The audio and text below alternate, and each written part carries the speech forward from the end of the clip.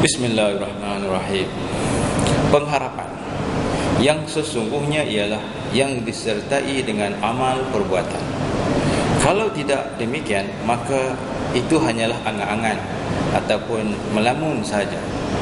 Rasulullah sallallahu alaihi wasallam bersabda yang bermaksud, seseorang yang sempurna akal ialah yang membetuli dirinya dan bersiap untuk menghadapi maut.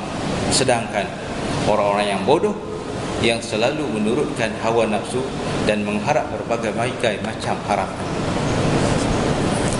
Ini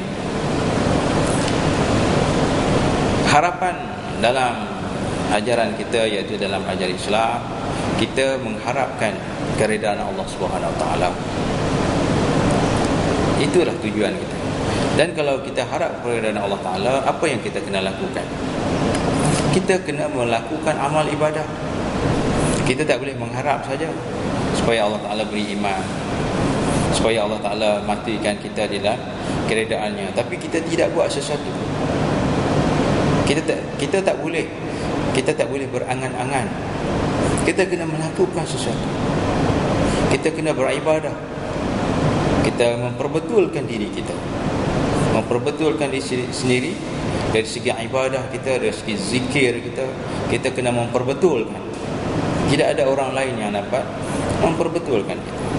Jadi ini adalah persiapan untuk menghadapi kematian. Kita lakukan semua ini adalah untuk menghadapi kematian, supaya Allah Ta'ala meridai ruh kita. Bagi orang-orang yang selalu mengikut hawa nafsu, mereka hanya mengharap saja, macam orang-orang yang kafir. Mereka tak buat sesuatu. Mereka harap masuk paradise, harap masuk surga, tapi tidak melakukan apa-apa. Tapi kita sebagai seorang Muslim yang diperintahkan oleh Allah Ta'ala, kita adalah di atas jalan yang benar. Untuk menghadapi Allah Ta'ala, kita kena bersungguh-sungguh. Tak boleh kita berlepas diri. Kita tak boleh berangan-angan semata-mata. Ma'ruf Al-Qarhi berkata, mengharap syurga tanpa amal perbuatan itu adalah satu dosa.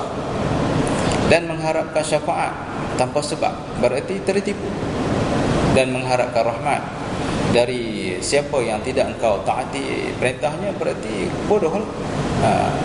Mananya di sini, kalau harap saja masuk syurga, tidak buat apa-apa kerja, tak ada guna.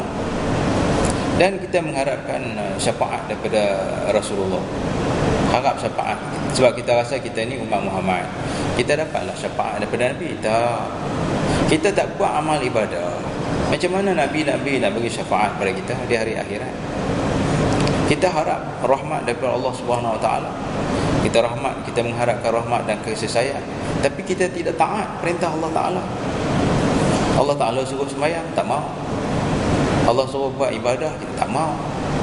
Jadi inilah yang dipanggil orang-orang yang bodoh. Yang bodoh, yang bahlul, yang jahil, yang tidak mengerti. Al-Hasan radhiyallahu anhu berkata, sesungguhnya ada beberapa orang yang tertipu oleh angan-angan, keinginan pengampunan, sehingga mereka keluar dari dunia sedang belum ada bagi mereka suatu hasanah kebaikan sama sekali. Sebab mereka berkata, kami baik sahaja terhadap Allah, padahal berdosa dalam pengakuan itu. Sebab andaikan mereka baik sehingga baik sangka terhadap Allah, tentu baik pula perbuatannya. Jadi Hasan kata macam itulah.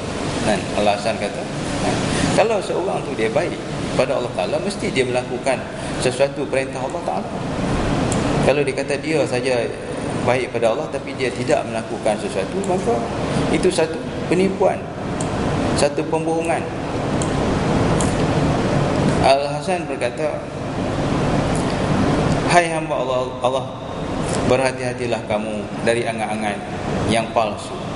Sebab itu adalah sebagai satu jurang kebinasaan. Kamu akan tertidur, kamu akan terleka kerananya. Demi Allah, tidak pernah Allah memberi pada seseorang hamba kebaikan sesuatu kebaikan Allah berikan semata kerana angan-angan, baik untuk dunia ataupun untuk akhirat. Allah tidak pernah menjanjikan kesenangan di dunia ataupun kesenangan di akhirat kalau melalui angan-angan.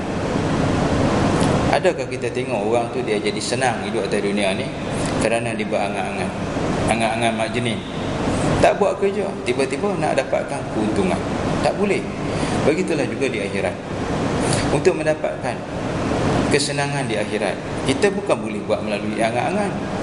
Kita kena bekerja sungguh-sungguh, buat ibadah, sembahyang, berpuasa, sembahyang tahajud malam, berzikir, beringati Allah, bersolawat dan berbagai-bagai lagi kerja-kerja amalan yang patut kita lakukan untuk menempuh kehidupan dunia dan di akhirat supaya kita selamat. Dia tidak boleh melalui kita berhayal, berangan-angan, bercita-cita untuk mendapatkan sesuatu faedah tanpa kita berusaha. Kita kena berusaha. Kita tak boleh hanya hayalan, angan-angan, macam orang kafir di sana. Mereka buat sembah berhala, mereka mengharapkan mereka akan mati masuk syurga. Tak boleh, tak mungkin. Kita sebagai seorang Muslim pun macam tu juga. Kalau kita dah masuk agama Islam, kita kata kita seorang yang baik, kita tak buat apa-apa ibadah, kita tidak buat apa-apa zikir pada Allah, tidak menyertai Allah dan selalu menentang hukum-hukum Allah, tiba-tiba kita nak masuk dalam syurga. Tak boleh. Allah Ta'ala tak akan bagi melalui angan-angan. Kita kena berusaha, bersungguh-sungguh. Jangan kita ditipu oleh syaitan. Dengan angan-angan tadi kita merasakan kita dah sudah cukup untuk kita berjumpa dengan Allah Subhanahu Wa Taala. Padahal kita ni ditulis sebagai seorang yang selalu menderhakai Allah. Di dalam politik menderhakai Allah, dalam ekonomi, dalam sosial.